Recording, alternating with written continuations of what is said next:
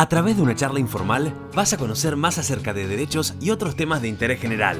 Con una mirada local, Abelardo Mesa Aguerre te trae El Misionero, Derecho y algo más. El entrevistado al día de hoy es abogado, especialista en derecho procesal, referente absoluto en materia ambiental, no solo en la provincia de Misiones, sino en todo el litoral y, por qué no, en el país, y es secretario del Consejo de la Magistratura, donde está desde el minuto cero.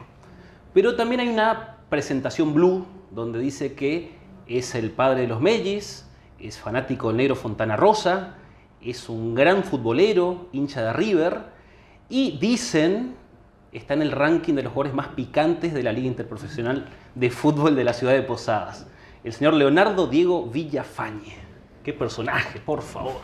¿Qué tal, Abelardo? ¿Cómo te va? Si mentí en algo, me podés corregir, ¿eh? No, sí, en lo de picante podríamos Tengo debatir. 620 testigos. Sí, hay un índice de expulsiones también que indican cierta tendencia.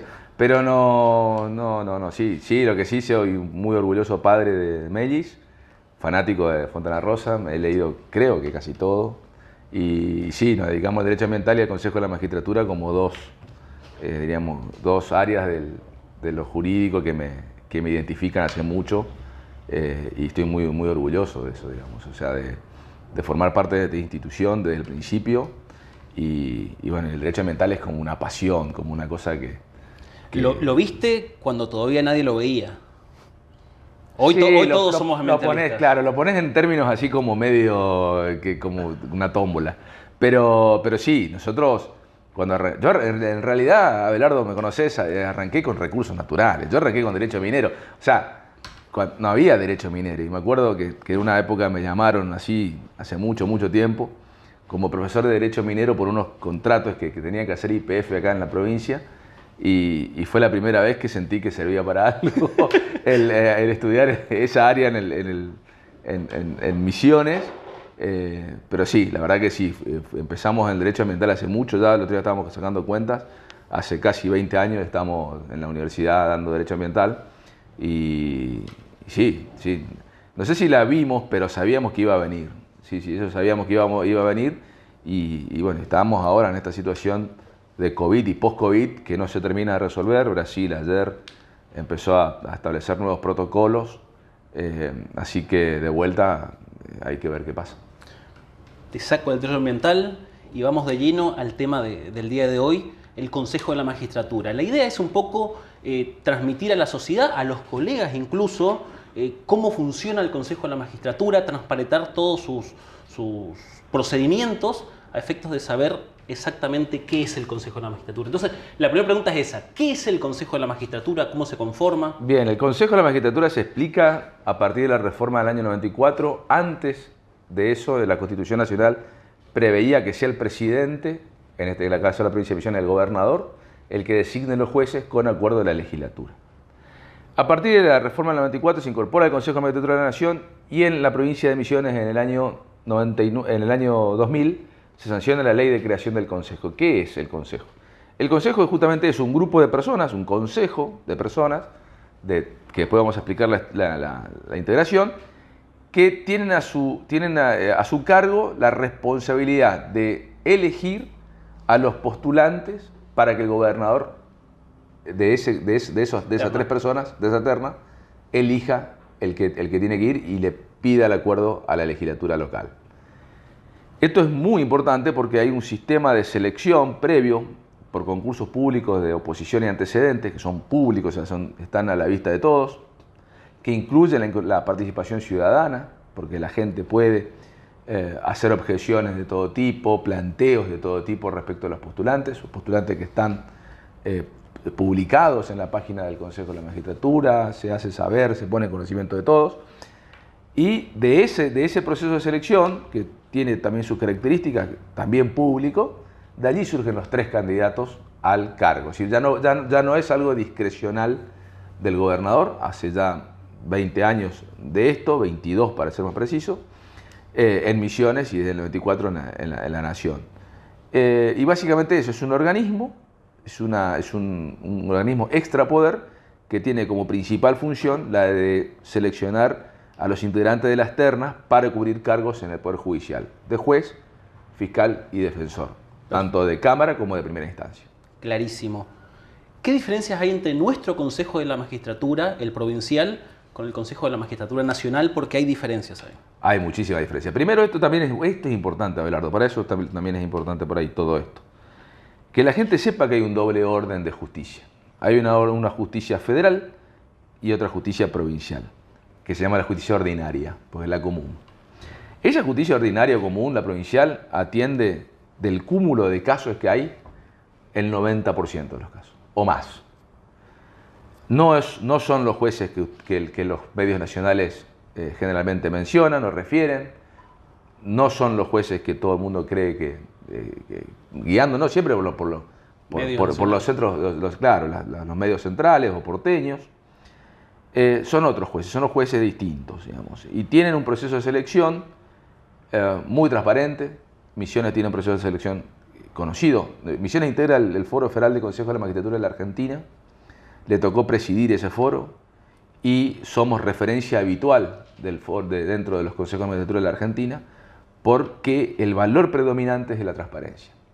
Eso nos hace muy distinto a muchísimas otros procesos, pero si vos me das a elegir qué debería distinguirnos del proceso del Consejo Nacional, es primero que los consejeros son ad honorem.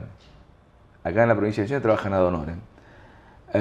Todos, incluidos los abogados, ¿sí? que no tienen un ingreso por parte del Estado, o si lo tienen, no tiene relación con su cargo de consejero.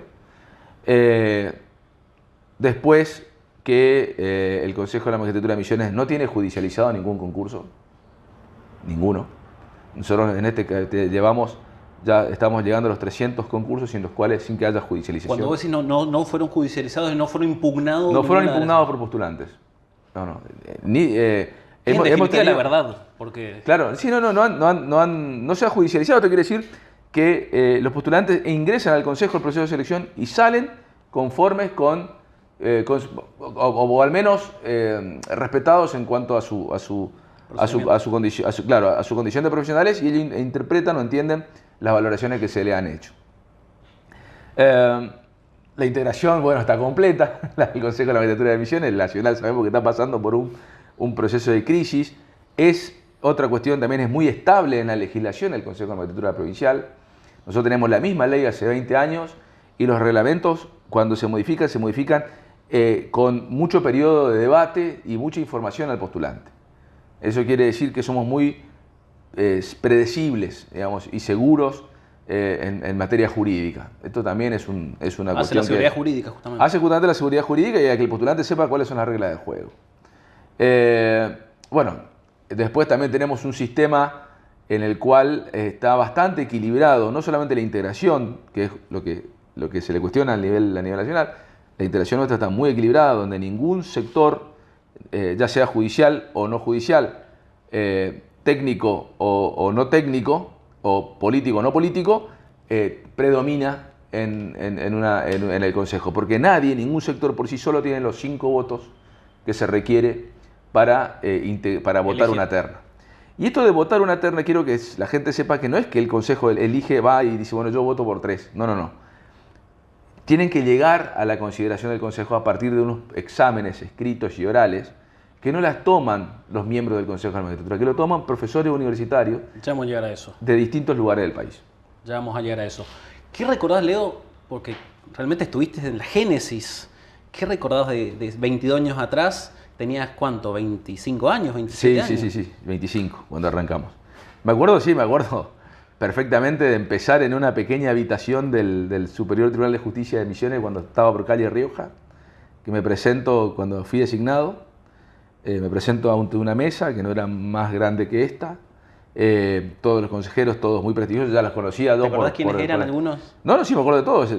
Presidía el doctor Humberto Schiavoni padre, estaba el doctor José Sandoval, el doctor Roque González, el doctor Panuncho Miranda, estaba Ricardo Biasi, el doctor Miguel Ángel Iturrieta, estaba también el doctor Julio Becerra, que había sido profesor de la universidad. Claro, ellos eran todos, sí, siguen siéndolo, algunos que ya no están lamentablemente, pero han quedado siempre en el corazón de todos. prestigiosísimos, prestigiosísimos. La verdad que siempre hemos tenido consejos de la magistratura de muy alto nivel técnico y de honor, ¿no? Realmente es honorable. Y bueno, me fui, me senté allí y empezábamos el año y abrimos la primera oficina donde era la anterior sede del Colegio de Abogados, al lado por San Martín, 484, al lado de la Municipalidad de Posadas, del Juzgado Civil 4, muy pequeñita, no tenía muebles, no tenía nada. Y bueno, arrancamos ahí y fue inaugurada por el gobernador de entonces, que era Rovira. El ingeniero Rovira fue a inaugurar ahí la sede, que la pusimos paqueta para el momento. Y bueno, a partir de allí fue una serie de reuniones y sesiones que iban desde, no sé, contarte de consejeros que realmente le dedicaban mucho tiempo al debate. Me acuerdo del doctor Ernesto Budín, esperaba a lo último para hablar y cuando empezaba a hablar eran 30, 40 minutos del doctor. Muy interesantes historias, realmente uno aprendía muchísimo, pero no íbamos tarde. Y bueno, sí, debates muy buenos con anécdotas muy graciosas. Me acuerdo de una muy especial donde se estaba debatiendo, no puedo tirar nombres por supuesto, se estaba debatiendo algo específico, donde un consejero dice, bueno, yo hago este planteo, vamos a poner el planteo A, el presidente hace el planteo B, y otro representante de un área política, adhiere al representante A. Y entonces levanta la mano de vuelta el representante A y pide la palabra y quiere cambiar su voto y adherir a la otra moción, que no fue la que él había hecho. Y entonces le preguntaron, pero ¿y ahora a cuál adhiero si no te fuiste vos? Dice, no, porque si adherís vos a la mía, algo mal está en la mía. Era un nivel de respeto que había en la diferencia, y sigue habiéndolo, porque eso también es un tema relevante de este Consejo de la Magistratura y de todos los consejos de la magistratura que han pasado y de los cuales fui testigo. Hay mucho debate, hay búsqueda de coincidencias y de consensos. A partir de esas coincidencias empiezan a construir, digamos, mensajes, si quieren, de cuál es el perfil que uno quiere, de qué es lo que busca y después de qué es lo que tiene, encontrar lo mejor también. Debate, yo lo asocio a democracia y lo asocio a república. Justamente con eso tiene que ver la conformación. Contanos cómo se conforma el Consejo de la Magistratura habitualmente. Bien, el Consejo tiene una composición, como lo mencionaba hoy, bastante equilibrada. ¿Por qué? Tiene un presidente, generalmente o habitualmente es el miembro del Superior Tribunal de Justicia que integra ese consejo. Cada titular tiene un suplente. Tenemos un miembro del Superior Tribunal de Justicia, un magistrado, un representante del Poder Ejecutivo, dos legisladores, uno por la primera minoría y otro por la segunda minoría, y después dos abogados, elegidos por sus pares. Esto es interesante, porque si vos decís, bueno, a ver, ¿cuántos jueces hay sentados en la mesa? Hay dos. ¿Sí? Hay un magistrado por los magistrados de la principal y el juez del Superior Tribunal de Justicia. Si decís cuántos abogados hay, si quiere decir que son todos abogados, podrían no serlo, tranquilamente. Ni el representante del Ejecutivo ni los legisladores se le piden que sean abogados. Habitualmente mandan abogados, pero hemos tenido ingenieros, hemos tenido licenciados, hemos tenido un montón de diputados que no han sido, no tenían relación con la ciencia jurídica. Esto enriqueció muchísimo el debate. Esto, por supuesto, que tenía una mirada realmente... mucho más llana. Sí, aparte, otros ojos, otra perspectiva. Cuando querés aprender, cambia de perspectiva. Bueno, entonces, en ese sentido fue muy interesante. Pero lo que quería era mencionarte que, si querés, el área política de los dos diputados y el Poder Ejecutivo son tres de vuelta. Si querés el área jurídica plena, los abogados y los magistrados son 4 en total. Es decir, en ningún caso tienen los 5 votos que se necesitan para integrar una terna o a un postulante. Es decir, hay un equilibrio pleno, nadie puede por sí mismo imponer su voluntad dentro del Consejo. Por eso creo que, como decís vos, además de que hay una predisposición natural al diálogo, este consejo se ha caracterizado por la búsqueda de consensos. Y prácticamente el 97-98% de las resoluciones del consejo salen por unanimidad. Eso le otorga una fuerza al dictamen y a cualquier decisión que toma el consejo frente al postulante, que dice, bueno, están todos de acuerdo en esto. Porque de 6 tenés, entre comillas, 3 opositores. Son 7. De 7, perdón, tenés 3 opositores, entre comillas, que es el diputado que va por la minoría y los 2 abogados que, en principio, digamos, se presume una independencia absoluta. El magistrado y el magistrado superior. También, o sea, es decir, pensarlo en términos políticos no alcanza, porque te vuelvo a repetir, en términos políticos tenés el del Poder Ejecutivo y los 2 diputados, que cada uno tiene su representación. O sea, no llegan en ningún caso. Si uno entiende al ministro del Superior Tribunal de Justicia como un actor político, no partidario, pero sí política judicial, tampoco puede sumarlo allí. Claro. Entonces, de por sí es otra mirada, digamos. Es decir, heterogeneidad. Claro, sí, los abogados tienen su independencia, los jueces también tienen su independencia. El hecho de pertenecer políticamente a un área tampoco le resta independencia en la toma de decisiones. Por eso es importante que la gente sepa que el 97% de las resoluciones se han tomado por unanimidad. ¿Esto quiere decir? ¿Qué quiere decir? Que las cosas se evidencian solas. Es decir, los resultados de los postulantes, las intervenciones de los postulantes, los exámenes, las decisiones de los magistrados son tan a la vista, están tan a las claras, que solamente basta que se pongan de acuerdo en lo que han visto, y en interpretar lo que han visto. Para esto hay un coordinador general. Contanos cuál es el rol del secretario del Consejo de la Magistratura. Qué buena pregunta. No, bueno, el secretario, además de estar presente en todos estos momentos, que es una especie de escribano del Consejo de la Magistratura, que da fe de que sean las personas que intervinieron, que son los postulantes, tiene que ver con la identidad. Además, nosotros desde acá, desde la Secretaría, coordinamos, como decís vos, los exámenes con los profesores, coordinamos con los postulantes. Hay un elemento que nosotros resguardamos, que es el anonimato del postulante en el momento del escrito, que esto la gente también tiene que saber. Ya vamos a ir a eso detalladamente. Anónimamente. Además, tenemos la administración del Consejo, en lo que tiene que ver con su funcionamiento habitual del día a día. ¿Cuántos empleados tiene el día de hoy? Hoy somos 10 en total. Es bastante poquito, pero alcanza de sobremanera porque la verdad que se ha digitalizado mucho, se ha avanzado mucho en eso y eso ha permitido reconfigurar las funciones de algún personal y eso nos permite funcionar plenamente con esa gente. Pero básicamente es el Consejo. Bueno, también hay que tener presente que también estamos desarrollando otras actividades como vinculadas con la capacitación. Estamos en un curso de capacitación a postulante, por ejemplo, donde tenemos más de 1000 inscriptos, es decir, y que hay que seguirlos. Esto es relativamente reciente. Esto es de este año, sí. Pero ya hemos tenido actividades de capacitación desde hace más o menos 10 años. Venimos permanentemente en la formación de capacitación a postulantes específicamente, porque el Consejo también, al ser un organismo extrapoder y estar por fuera tanto de la órbita del Poder Judicial como del Colegio de Abogados, actúa de nexo entre estos dos lados del mostrador, como clásicamente se conocía, y nos permite esta comunicación permanente entre todos los estamentos que están presentes en el Consejo de Magistratura y los postulantes que se acercan cada vez más al Consejo. Vamos al núcleo de la cosa.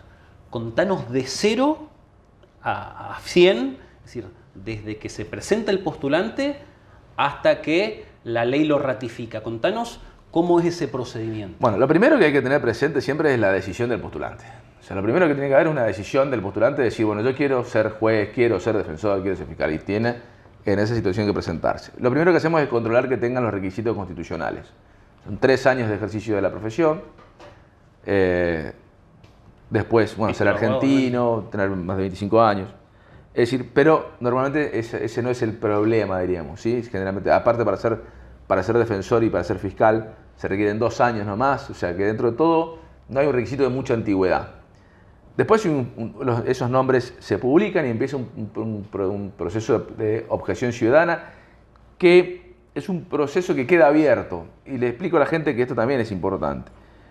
Que lea las listas, que se incorpora a la página del Consejo de la Magistratura, que es cuestión de googlear Consejo de la Magistratura y aparece Consejo de la Magistratura de Misiones.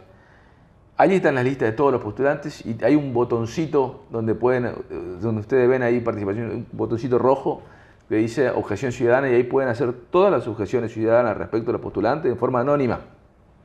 Agregar toda la prueba que crean conveniente.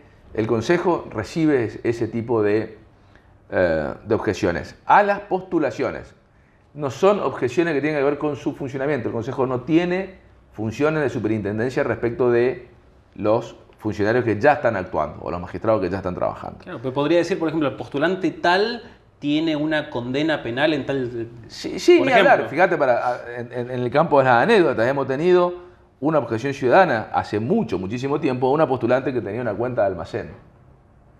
La vieja libreta. Bueno, tenía un problema del almacén, nosotros le habíamos citado a esa postulante, se le sentó, le dijo, mire señora, levante la cuenta del almacén y entonces podrá seguir integrando la lista. Entonces, bueno, ella reconoció la cuenta, después alegó que se había olvidado, pero que la va a pagar obviamente al momento. Y bueno, no solamente hemos tenido el postulante, sino que hemos tenido una pyme satisfecha.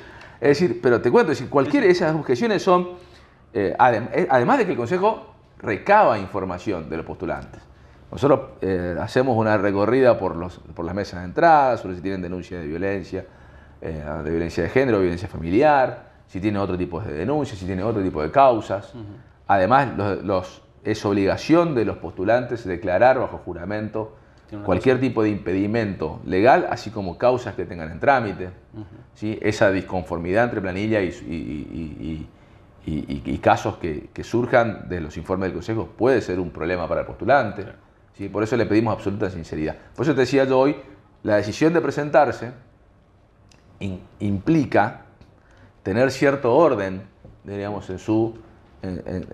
es saber que te van a revisar el placar, básicamente. Exactamente, es saber que van a saltar todos tus datos, porque es importante que quien pretenda juzgar, digamos, tenga cierta integridad. Ya, ¿no? Tenemos los postulantes, entonces. Los postulantes ya están, pasaron el filtro, la objeción ciudadana es permanente. Lo que se hace allí es designar a los miembros de la comisión técnica. Esos miembros de la comisión técnica, por ley, deben ser profesores por concurso de universidades nacionales que tengan carrera de Derecho. Por eso no son de Misiones, son de otros lugares del país. Porque Misiones no tiene carrera de Derecho en universidad pública. Pero además habla de la transparencia, es decir, son profesores destacados en otros lugares del país. Sí, no quiere decir que los de acá no lo sean, sino que no pueden ser los de acá. Brinda mayor transparencia. Le agrega, para el cotidiano, dice, bueno, viene fulano de tal, que es el que leí en los libros de la universidad, integra esa comisión técnica y va a decidir si soy o no, si puedo ser o no puedo ser juez. Ellos tienen a su cargo la totalidad del examen, el escrito y el oral. Esos tres profesores. Esos tres profesores. Uno del área constitucional, otro del área de derecho de fondo y otro del derecho de forma o procesal. Los profesores universitarios, estos tres profesores universitarios, tienen a su cargo la totalidad del examen de oposición. Toman el examen escrito y toman el examen oral. Lo más relevante aquí, es importante también, que el Consejo no revisa estas cuestiones, no se involucra en estos resultados. Esto los profesores lo toman, lo fundamentan y forma parte de los resultados que después se suman a los antecedentes y la entrevista personal para la posición definitiva del postulante. Esta parte de los profesores es muy relevante, como lo dijiste vos, aporta transparencia, aporta seguridad, aporta claridad y es un elemento que nos ha hecho muy famoso también a nivel país, porque estos mismos profesores se encargan después de difundir en otras áreas cómo trabajamos en la provincia de Misiones. Pero aparte vos traes, por dar un ejemplo, al titular de Derecho Constitucional de la Universidad Nacional de Rosario, al profesor de Derecho Procesal titular de la Universidad de Corrientes. Es decir, para apuntarlos tenés que tener fundamentos, porque los tipos tienen no solo un respaldo académico, una trayectoria, sino que también tienen todos los documentos sobre la mesa, ¿no? Sí, no, aparte, el interés que tienen ellos es participar en un proceso de selección, no les interesa nada más. Es decir, ellos vienen a colaborar con la provincia, lo hacen con una responsabilidad increíble, porque uno ve el nivel digamos, de compromiso que tienen con la causa, con la selección que van a dar. Siempre están preocupados también por dar la talla, porque ellos no son exámenes de la universidad, son exámenes a colegas, digamos. Entonces es todo un tema, todo un desafío para ellos. La verdad, al día de hoy no hemos tenido problema con ningún profesor para que vuelvan, todos han demostrado interés en volver, en estar, en participar, así que esa es la otra parte muy importante y es la que da el grueso del puntaje encima, además. Esa parte estamos hablando del examen escrito primero y oral después. Y oral después. El escrito anónimo. El escrito además, anónimo. El escrito anónimo. El profesor no sabe a quién está corrigiendo. Hay un sistema de claves y contraclaves que se hacen a través de secretaría. Somos dos secretarias. Está la doctora Celina Bonifato también que trabaja en la correlación de claves para que cada uno tenga datos distintos. Y cuando nos mandan, cuando nos envían los resultados, allí recién sabemos quién es quién en cada situación. Y eso es muy importante porque para seguir en concurso tenés que tener al menos el 50% de puntaje en juego. Seguir significa pasar el examen oral. Pasar a la entrevista personal con el Consejo de la Magistratura. Claro, ¿cuántos puntos te da el escrito y cuántos puntos el oral? El escrito 100, el oral 50. En total son 150. Para seguir en la carrera tenés que tener al menos 75 puntos. No. Eso no indica que vayas a tener expectativas, porque puede haber gente que tenga 150 puntos, pero al menos te permite tener esa entrevista personal con el Consejo. Entonces, si cumplí al menos con los 50 puntos, ahora ya pasé la entrevista escrita, ya pasé el examen escrito, pasé el examen oral. Del examen oral me gustaría hacer hincapié en el hecho de que en los últimos tiempos se viene transmitiendo por YouTube para todo el mundo. Eso nos quedó de la pandemia. Fuimos el primer consejo de la Magistratura de la Argentina que retomó los exámenes de oposición en la época de la pandemia. Nosotros ya arrancamos en junio del 2020. En junio del 2020, a través de protocolos muy severos, con el apoyo, el aporte del Superior Tribunal de Justicia de la Provincia de Misiones y del Centro del Conocimiento, ¿sí? Del Parque del Conocimiento que preside la doctora Claudia Auto, hemos podido desarrollar la totalidad de los exámenes durante ese 2020 con más de, el otro día hemos sacado un cálculo, más de 1.800 personas que han pasado en ese breve periodo de tiempo sin que hubiéramos tenido ningún caso de COVID. Normalmente es mucho, en pandemia es una barbaridad. Y en pandemia era todo un protocolo que había que seguir y teníamos, bueno, de ese proceso nos quedó muy positivo la publicación del examen oral en vivo y en directo por el canal de YouTube del Consejo. Eso nos permite transmitirle a todo el mundo el examen y que todo el mundo vea cómo le va al postulante. Y te digo que los colegas frecuentemente lo hacen, suelen ver. Sí, nosotros tenemos una especie de ibope local donde recabamos la información del ranking, del rating, quiere decir no del ranking, del rating de computadoras y más o menos dónde están. Y sí, tenemos rating muy altos, digamos, dependiendo del cargo. Concursando por un sueño. Concursando, y más o menos hay algo así, porque la verdad que todos te dicen, no, me voy a poner muy nervioso, pero después van y se olvidan, te olvidas cuando estás ahí, porque la verdad que te olvidas que te transmiten. La gente que recibe la transmisión lo recibe muy bien, porque además los consejeros de la otra vez, sobre todo los consejeros más antiguos, eran los que referían. Antes, cuando era presencial, tendríamos a lo sumo 10 personas sentados en el salón mirando. Hoy tenemos no menos de 70 computadoras prendidas en cualquier concurso. Hay algunas que a veces que superamos 120. Entonces, ahí te das cuenta que claramente tenés transparenta el proceso. Claro, a mano, una herramienta muy útil y gratuita. Bueno, ya rendimos el examen escrito, ya rendimos el examen oral, ya si superamos los 50 puntos, 100 el escrito, 50 oral, si superamos los 50 entre los dos, el 50%. 50% podemos pasar a la entrevista. La entrevista personal con el Consejo. En la entrevista personal con el Consejo como que se termina de cocinar el proceso en sí, digamos. Se termina de ponerlo en... ¿Viste cuando decís, bueno, cuál es la receta para hacer al postulante? Bueno, ese último paso realmente es una herramienta importantísima que tiene el Consejo. Es tal vez donde uno recaba más información. En el medio te pongo entre paréntesis, los consejeros además, esto también es interesante porque también fue algo valorado a nivel nacional, los consejeros en Misiones se capacitan para ser consejeros. O sea, nosotros tenemos formación permanente de los consejeros, por ejemplo, en la comunicación no verbal, digamos, en todas estas nuevas ciencias que tienen que ver con la información que recibe el consejero. Esto lo cuento porque realmente fue algo que inclusive fue llevado al Foro Federal de Consejos de la Magistratura y fue adoptado por distintos otros consejos que han tomado el proceso de formación de los nuestros. Porque además la cuestión técnica es muy importante, obviamente, pero no es lo único. No. Por eso lo digo. Nosotros, con toda la información que tenemos, porque ahí ya el momento, por eso yo decía de terminar de redondear esa receta.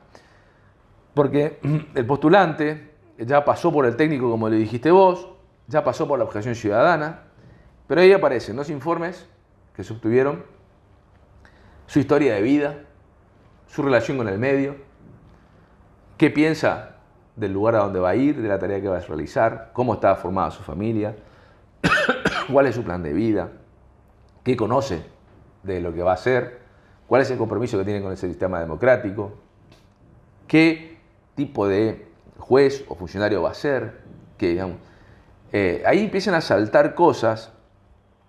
Por eso esta entrevista es con el postulante y nada más, porque son cosas muy privadas, muy fuertes que salen allí a la luz y que los consejeros evalúan. Y realmente lo hacen también de vuelta con una seriedad absoluta, porque hemos tenido todo tipo de intervenciones y de respuestas, sensaciones que salen allí, personales de los postulantes, muy íntimas de los postulantes, que a veces terminan conmoviendo toda la sesión y toda la reunión, porque allí uno entra en un proceso de final, ve la última recta y se ve a él mismo también en una situación que a lo mejor nunca la soñó, digamos, porque eso también es el Consejo de la Magistratura, es una posibilidad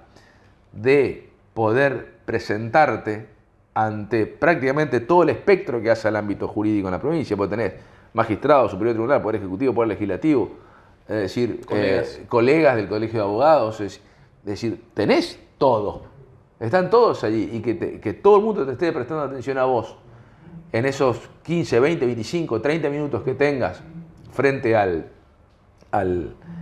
estas personas tan destacadas en el ámbito cotidiano, realmente te pone en una situación, digamos, por un lado nervioso, pero también es una posición de privilegio poder expresar quién sos, qué de tu vida, qué pensás hacer, cómo pensás proyectarte, mostrar un poco qué hiciste de tu vida, porque te piden las explicaciones, bueno, usted tiene estos estudios, esta orientación, cómo piensa resolver, las perspectivas de género, cómo maneja cuestiones de perspectiva de género, hoy que son tan cotidianas y tan necesarias.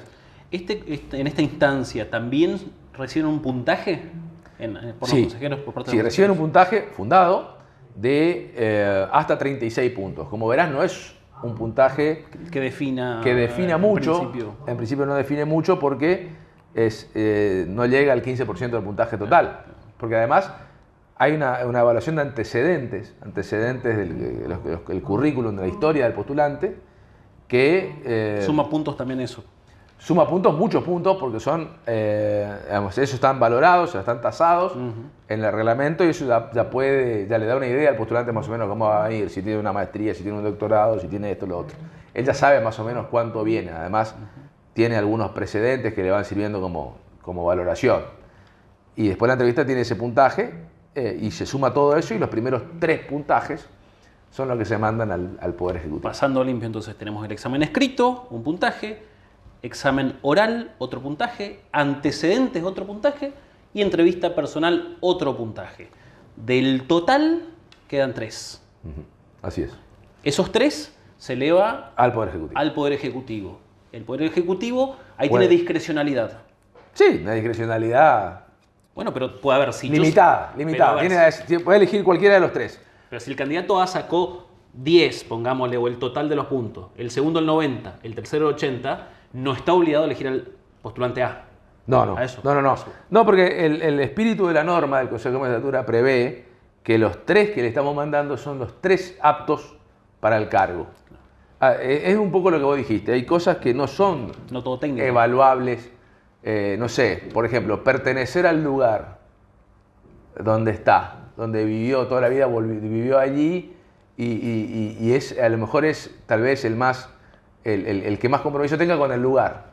Pero a lo mejor no es el más brillante técnicamente, o en ese caso técnico no le dio del todo el mayor puntaje. A lo mejor no tuvo la misma posibilidad que tienen otros. Todos sabemos cómo son las cuestiones de estudio. Muchas veces tienen que ver con las posibilidades, no con las ganas, no con el compromiso, muchas veces tiene que ver con los recursos. Pero en cambio uno ve, al postulante lo ve y entiende que ese postulante sería el ideal para ese lugar. Bueno, el Poder Ejecutivo de esos 3 tiene que elegir uno. Se entiende que los 3 están en la misma condición. Bien, lo elige y lo envía a Cámara de Representantes. Remite el pliego a la Cámara de Representantes para que la Cámara de Representantes, a través de la Comisión de Acuerdos, le brinda primero un dictamen favorable, y si le brinda el dictamen favorable, le brinda acuerdo ya el Pleno de la Cámara de Diputados. Allí envía al Poder Ejecutivo para que el Poder Ejecutivo... Pregunta que hacen siempre los alumnos: ¿qué pasa si en Cámara de Diputados no se ratifica? Y queda vacante el cargo. Queda vacante el cargo. Sí. O sea, Queda como vacante. que hay que comenzar todo desde cero. En principio no se nos dio, digamos, porque además eso ya escapa de la órbita de la competencia del Consejo de Magistratura. Hasta que no nos vuelvan a comunicar la vacante, a lo mejor lo podría resolver la legislatura o el Ejecutivo diciendo, bueno, elijo otro de la misma terna, total, los 3 tenían la misma posición. Hasta ahora no se ha dado en la casuística, No pero pasa. para que el Consejo vuelva a intervenir, le deben volver a comunicar la vacante. Claro. Leo, te consulto. ¿Qué temas suelen evaluar? Obviamente no es lo mismo una cuestión civil que una cuestión de familia, que una cuestión, no sé, penal, según el cargo por el cual están concursando. Pero ¿qué cosas no suelen faltar o no pueden faltar en estos exámenes? Hoy por hoy, perspectiva de género. Hoy por hoy, perspectiva de género. A partir de hace un tiempo esta parte también el lenguaje claro. ¿Sí? El lenguaje claro es un área que se está evaluando en la parte técnica y a veces también en la entrevista personal, pidiéndole explicaciones o cómo de alguna manera podría resolver proveídos que son, la palabra proveído de por sí ya es todo un tema. Digamos, resoluciones que son de forma que a veces uno no se da cuenta y el común de la gente no entiende de qué se trata. Bueno, por supuesto, como decís vos, lo vinculado con el área que te toca. Digamos, si te toca penal, tiene que ver con cuestiones de esa índole. Hay mucho test constitucional, digamos, también una mirada constitucional muy vinculada a los derechos humanos. Control de constitucional, control de convencionalidad. Sí. Y también esta perspectiva de relación con el vulnerable, digamos, con la realidad local, porque eso también es muy relevante. Ser, como le dijimos al principio, ser juez de la provincia de Misiones implica muchísimo trabajo, muy concentrado, muy fuerte, para gente que uno ve todos los días. O sea, acá los jueces nuestros andan por la calle, van a comprar a los negocios de acá, comen en la esquina, o sea, no son... los de Comodoro Pi, que son intocables. Claro, no son divos de nada, digamos, son todo gente muy común que hace su trabajo y que convive con su realidad, que juegan al fútbol y que hacen deporte y tienen vida social y hacen su vida cotidiana. Y con todo eso uno puede tener una idea de cómo desarrolla su actividad porque realmente se involucra en la realidad social. Últimas 2 preguntas. Esto que hicieron durante la pandemia y que ya se institucionalizó, ha transparentado mucho, ha incorporado la tecnología y realmente muestra que está a la vanguardia. ¿Cómo te imaginás el Consejo de la Magistratura de acá a 10 años, a 15 años? ¿Cuál crees que son los nuevos? Bueno, los consejos de magistratura, yo creo que el buen prestigio que tiene este consejo de magistratura vino porque los hombres y mujeres que lo integraron eran hombres con mucha integridad y siguen siéndolo, diríamos. Es decir, creo que en la medida en que se mantenga este nivel de consejeros, donde haya dedicación, compromiso, el Consejo de Magistratura se va a ir ayornando a los tiempos que vienen. El Consejo de la Magistratura lo veo muy vinculado a los avances tecnológicos, vamos, eligiendo postulantes que puedan estar a la altura de estos cambios. Somos un organismo que se ha mostrado muy flexible a la dinámica, digamos, social y de la realidad. También nos hemos mostrado en su momento muy federales. Hemos llevado al Consejo de Magistratura a los lugares donde se cubrían las vacantes y hemos ido, no sé, a Oberá, Iguazú, San Ignacio, El Dorado, ¿sí? A distintos lugares donde, a Alem, Apóstoles, es decir, hemos ido a los lugares donde estaba la vacante para mostrarle a la gente del lugar cómo se selecciona un magistrado. Y yo creo que si el Consejo sigue en esa buena línea, diríamos, en este orden de, a ver, ¿cómo decirte? De no apartarse en ningún caso de la realidad que nos rodea, de tratar de responder a las necesidades de la gente, creo que va a seguir muy bien. Estaba mal que yo lo diga, diríamos, porque formo parte, pero yo tengo otra función, no tengo la función que tienen los magistrados, que son los consejeros, que son los que toman las decisiones.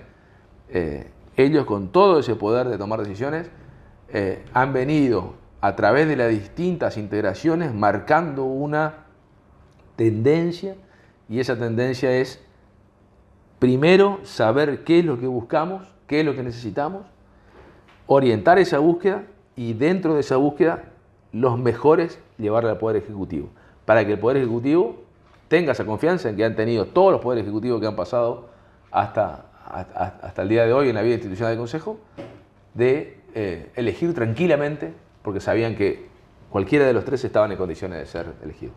Cierro con una personal.